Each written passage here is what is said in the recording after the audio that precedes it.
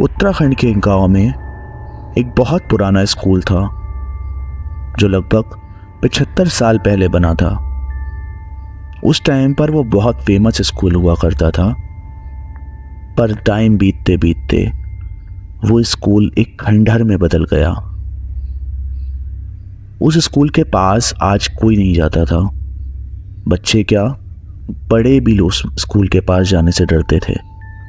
उस स्कूल के पास रहने वाले गांव वालों का कहना था कि उस स्कूल से अजीब सी डरावनी आवाजें आती थीं, जिस वजह से कोई भी गांव वाला उस स्कूल के आसपास नहीं जाता था और गांव वाले ने उस स्कूल को भूतिया स्कूल कहना शुरू कर दिया था। हेलो दोस्तों, अगर आपको वीडियो पसंद आए तो प्लीज़ वीडियो को लाइक और शेयर करें और चैनल को सब्सक्राइब करें। एक बार रितेश नाम का एक लड़का अपने दोस्त राहुल के साथ उस गांव में आया। रितेश भूत प्रेत को नहीं मानता था।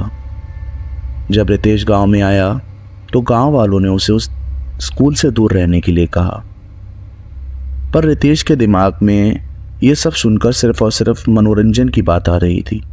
रितेश उन सब की बात सुना और बहुत हंसा, और रितेश अब इन सब चीज़ों का पर्दाफाश करना चाहता था।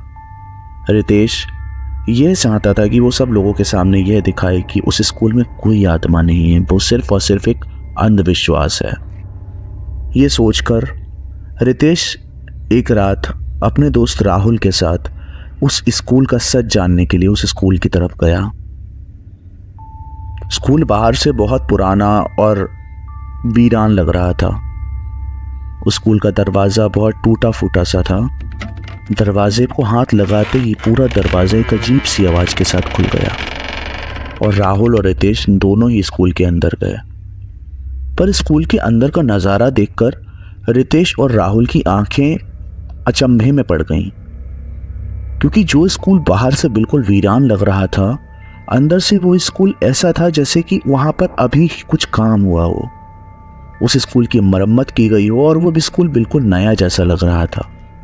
यह देख के रितेश और राहुल पहले तो थोड़ा सा चौंक गए, पर फिर उन्होंने इस बात को इग्नोर करते हुए स्कूल के चारों तरफ देखना स्टार्ट किया। और फिर रितेश ने हंसते हुए राहुल से कहा, देखा राहुल, ये गांव वाले ऐसे ही झूठी झूठी कहानियां बनाते रहते हैं। इस स्कूल में भूत तो क्या, भूत नाम की कोई चीज भी नहीं लग सकती। ऐसा लगता है जैसे कि कितना सालों से इस स्कूल में लोग पढ़ने आते हों। रितेश की ये बात सुनकर राहुल भी हंसने लगा, पर रितेश के ऐसा कहते ही एकदम से स्कूल में अचानक ठंडी ठंडी और बहुत तेज हवा का झोंका आने लगा। धीरे धीरे स्कूल अचानक से खंडहर में बदलने लगा, जहां पूरे के पूरा फर्नीचर, कांच के शीशे, सब कुछ ठीक थे, वो अचानक टूट टूट के बिखरने लगे। ये देखकर रितेश और राहुल बहुत चौंक गए। उनको समझ नहीं आ रहा था कि क्या हुआ। अचानक देखते ही देखते पूरा स्कूल एक भयानक खंडहर में बदल गया। जो स्कूल कुछ समय पहले बिल्कुल नया जैसा लग रहा था, वही स्कूल अब बिल्कुल भूतिया खंडहर में बदल चुका था। ये देखकर रितेश और राहुल बहुत डर गए। उस स्कूल में अचानक से तेज तेज हंसने की आवाजें आने लगी और बहुत डरावनी आवाजों के साथ वो आवाजें तेज होती जा रही। रितेश और राहुल एक दूसरे को देख रहे थे, दोनों के दोनों डर से कांप रहे थे। समय के साथ साथ उस स्कूल के अंदर आने वाली आवाजें और तेज होती जा रही थी।